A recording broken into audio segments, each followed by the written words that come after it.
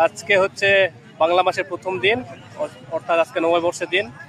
আমরা এসেছি আজিজুল হক কলেজে বগুড়াতে। আমার পা দেখতে পাচ্ছেন আমার বড় ভাই মুমিন ভাই, এই যে দেখতে পাচ্ছেন আমাদের মেহেদি ভাই, তারা খুবই সুন্দর পাঞ্জাবি পরে এসেছে এবং তাদেরকে অনেক স্মার্ট লাগছে। আজকে পয়লা বৈশাখ উপলক্ষে আমার মুমিন ভাইকে কিছু বলার জন্য অনুরোধ জানালাম। ভাই কিছু বলেন। শুভ নববর্ষ। আমার এখানে তেমন কিছু বলার নেই, আমি এখানে একটু দেখতে এসেছি, জ্ঞান আহরণ করতে এসেছি। আচ্ছা, ধন্যবাদ ধন্যবাদ ধন্যবাদ মুমিন ভাইকে। এবার বক্তব্য রাখার জন্য অনুরোধ করছি আমাদের মেহেদি ভাইকে। আমি দূর থেকে ধরি।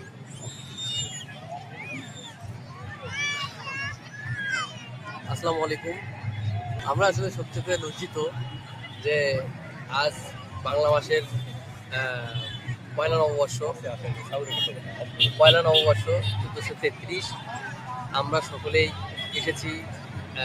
আমরা ব্যতীত আরও অনেকেই আছে, তবে আমরা সিঙ্গেল তো, এই জন্য এখানে এসে আমরা একটু বিব্রতি বোধ করতেছি বলে আমি মনে করি। ধন্যবাদ সকলকে। শুভ নববর্ষ।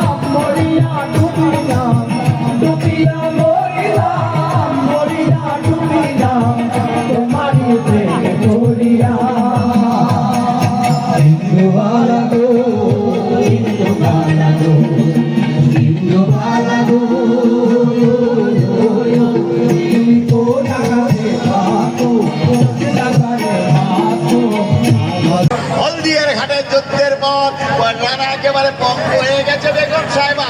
এই দেখো না, এলো বলে আসবে না, আসবে না জনাব, আসবে না আর কখনো সে আসবে না জনাব, আসবে না আমার ছেলে। না, আমি শাহজাদের কথা বলছি না বেগম সাহেবা। তবে কার কথা বলছো আফজাল বেগ? যুদ্ধের খবর কি? জাহাপনা, জাহাপনা, যুদ্ধের সংবাদ তো বড়ই দূর সংবাদ জাহাপনা।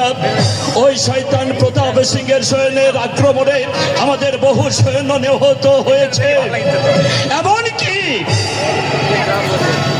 আর আমরা কখনো কোনো সময়ের জন্য তাদের কাছে যে আপনার একটা পুরস্কার বাইজি ছিল তাকেও লুণ্ঠন করে নিয়ে গেছে জাহাপনা। প্রতাপ সিং, প্রতাপ সিং, প্রতাপ সিং আমার শোনো আফজাল বেগ, তুমি রাজপুত না এদিকে দিকে ঘোষণা করে দেবে